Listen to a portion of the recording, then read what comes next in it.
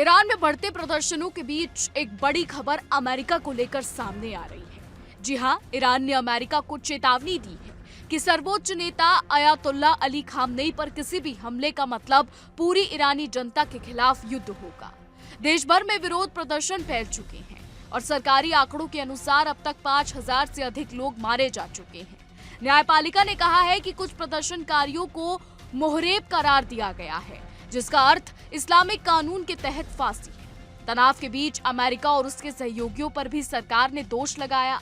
वह ईरानी राष्ट्रपति मसूद ने कहा कि किसी भी अन्यायपूर्ण हमले का उत्तर कड़ा और खेदजनक होगा। उन्होंने स्पष्ट किया कि अगर किसी ने खामनेई को निशाना बनाया तो इसे ईरानी राष्ट्र के खिलाफ पूर्ण युद्ध के रूप में देखा जाएगा। ये बयान अमेरिकी राष्ट्रपति डोनाल्ड ट्रंप की टिप्पणियों के जवाब में आया, जिन्होंने ईरान में नेतृत्व परिवर्तन की बात कही।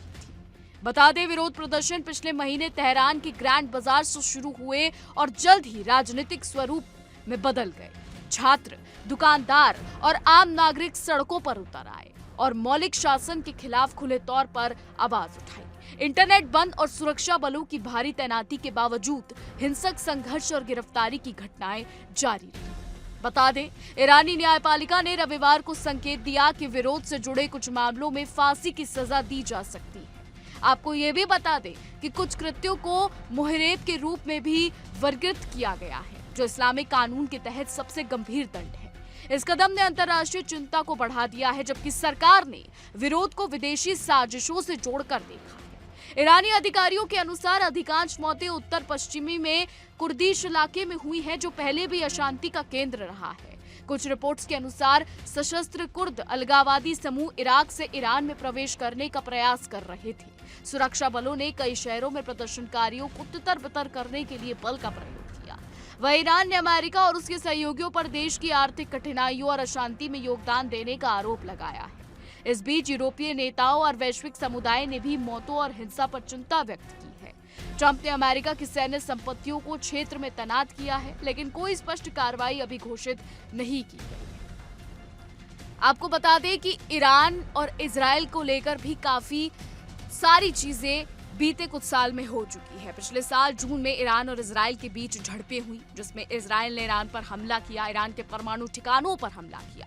उसके बाद अमेरिका इसमें सीधे तौर पर कूदा और B-2 बम्बर्स से ईरान के परमाणु ठिकानों पर हमला किया, जिसके बाद ईरान और इजराइल और अमेरिका के बीच तनाव बढ़ गया।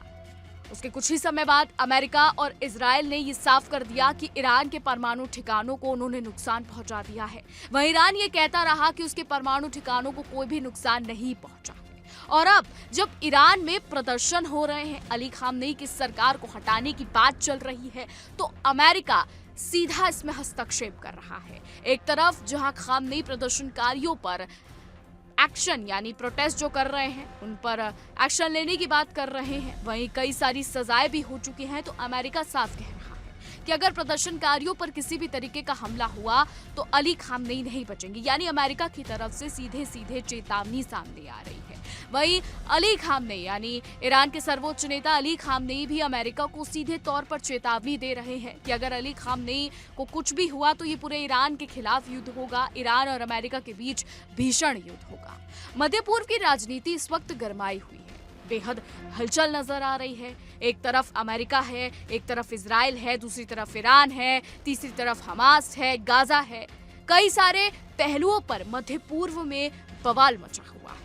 और बात करें अगर ईरान और अमेरिका की, तो रिपोर्ट्स ये भी सामने आई थी कि अमेरिकन आर्मी ईरान में डिप्लॉय हो चुकी है।